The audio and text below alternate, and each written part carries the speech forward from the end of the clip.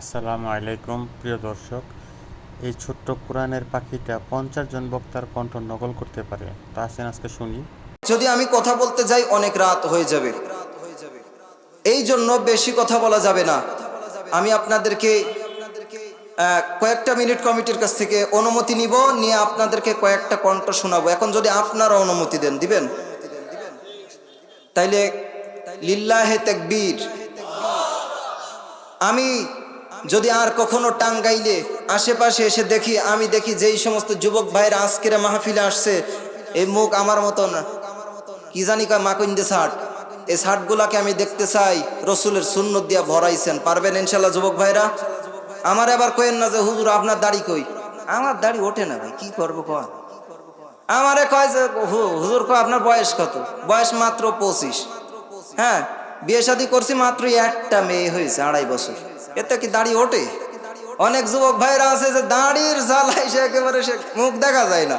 আর আমার দাড়ি নেই। যে মুফতি আমির হামজা একটা কথা বলে যে আমাকে একজন প্রশ্ন করেছে, ভাই আপনার দাড়ি ওঠে না কেন? আপনি তো পিছে হুজুর। আমি বললাম চিন্তা করার দরকার নেই, আমার পরিবারের ভিতরে সবচেয়ে বড় দাড়ি আমার। আমারে বলে বাচ্চা হুজুর, আমার নিজেরই একটা বাচ্চা আছে। ভাই কথা বলে না কেন? এটা কার সুর? চেনেন এনারে? আরে ভাই ইনারে যে না চেনবে সে আর মানুষ হয় কি করে? না আমি আর কি করিস আবার মনে করেন না, সত্যি সত্যি না, মানুষ যদি না হয় তাহলে তো সে কাকতারুয়া হয়ে গেল। সম্মানিত ভাইরা, 5টা কণ্ঠ শোনাবো আজকে। আচ্ছা সে বাড়াই দেব। এই তো দিয়ে যান, আসে।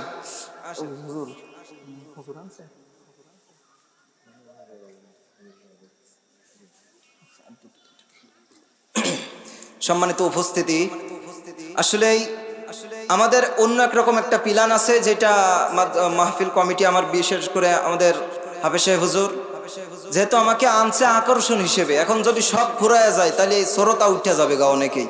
কারণ অনেকেই আসছে। একজন আমার একটু আগে দেখা করে বলছে, হুজুর বহু কষ্ট করে আসছে, আপনার খুব ভক্ত হুজুর, আপনার ভিডিও বারবার দেখি, সরাসরি একবার হয় কিনা তাই দেখতে আসলাম। এরকম অনেক ভাইরা দেখতে আসছে।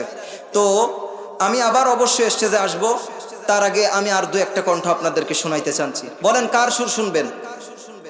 আপনারা বলেন। আব্দুল খালেক শরীয়তপুরি। আচ্ছা, আমি আব্দুল খালেক শরীয়তপুরি একটু টান দিতেছি। মুসলমান ভাইরা আমার, খুব খেয়াল করে কথাগুলো শুনবেন। ও বন্ধু একবার জানো, খুব খেয়াল করে কথাগুলো শুনবেন।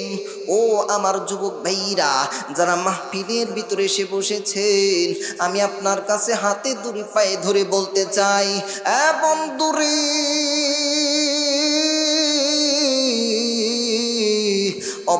অবশ্যই সুর শুনে শুধু মজা নিবেন তেমনটা হবে না। আমি আপনাদের কাছে দাবি করব, আল্লাহ যেন আমাদের এই মাহফিলটারে কবুল করে নাই। বলেন আল্লাহুম্মা আমিন। এইবার কাটটা শুনবেন, বলেন কোয়াকাটা। আচ্ছা, ওই তো ও পেছনতে আসে, তারপরে আপনার এটা শোনাবো। আজহারি সাহেব হুজুর, তিনি আমাদের বর্তমান দেশে নাই, কিন্তু তিনি আজও পর্যন্ত আমাদের যুবক ভাইদের কলিজা স্পর্শ করে রেখেছে, ঠিক কিনা বলেন? আজহারি সাহেবকে যারা ভালোবাসেন, আমি আজহারি সাহেবের হুজুরের সুর দেওয়ার পরে লিল্লাহে তাকবীর আপনারা একজন দিয়া আমি দেখবো আজহারি সাহেবরে, এই কোরআনের পাখিটাকে কে কত ভালোবাসেন। ও যুবক ভাইরা শোনো শোনো, আজ ধরো আমি বাংলাদেশে নাই, আমি এ দেশ থেকে চলে গিয়েছি, কিন্তু তোমাদের ভালোবাসা আমাকে কাঁদায়, তোমাদের ভালোবাসা আমার 24টা ঘন্টা কাঁদায়। ও যুবক ভাইয়েরা, আমি তোমাদেরকে বলতে চাই, তোমরা আমাকে যেমন ভালোবাসো, আমি তোমাদেরকেও কোরআনের জন্য তেমনটা ভালোবাসি।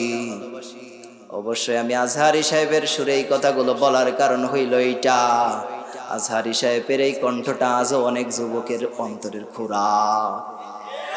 এটা আজ অনেক যুবকের অন্তরের খোরাক হয়ে দাঁড়িয়েছে। আজ অনেক যুবকেরা তার কণ্ঠটা শোনার সঙ্গে সঙ্গে থমকে দাঁড়িয়ে যায়। ও যুবক ভাইয়েরা, এই জন্য আলেমদেরকে ভালোবাসতে হবে। শুধু আজহারি নয়, শুধু আমির হামজা নয়, শুধু হাফিজুর রহমান সিদ্দিকী নয়, আর বিশেষ করে আমি আপনাদেরকে জানাতে চাই, শুধু সুর শুনে আনন্দ নিলে হবে না। এই আলেমরা যেই পথে চলে এই পথে চলার দরকার আছে না নাই? এই যুবক ভাইয়েরা যারা এখনো বাজারের ভিতরে ঘোরাফেরা করতেছো, তাদের বাজারটাই আপন হয়ে গেল। এই কোরআনের এই সুন্দর ময়দানটা কি তাদের আপন না? অবশ্যই অবশ্যই আপনাকে কোরআনের পক্ষে আসতে হবে। আর যারা কোরআনের পক্ষে আসবে, এই যুবকেরা যেদিন কোরআনের পক্ষে আসবে, এই বাংলাদেশে কোরআনের রাজ কায়েম থেকে কেউ ফিরাতে পারবে না। এই জন্য যুবক ভাইয়েরা, তোমাদেরকে ঠিক হইতে হবে। তোমরা ঠিক হলে সারা বাংলাদেশে ইসলামের পতাকা পটকট পরে উঠবে। চিল্লায় বলেন ঠিক কিনা? প্রিয় দর্শক, ভিডিওটা কেমন লেগেছে অবশ্যই কমেন্ট করে জানাবেন, আর ভিডিওতে একটা লাইক দিবেন অবশ্যই।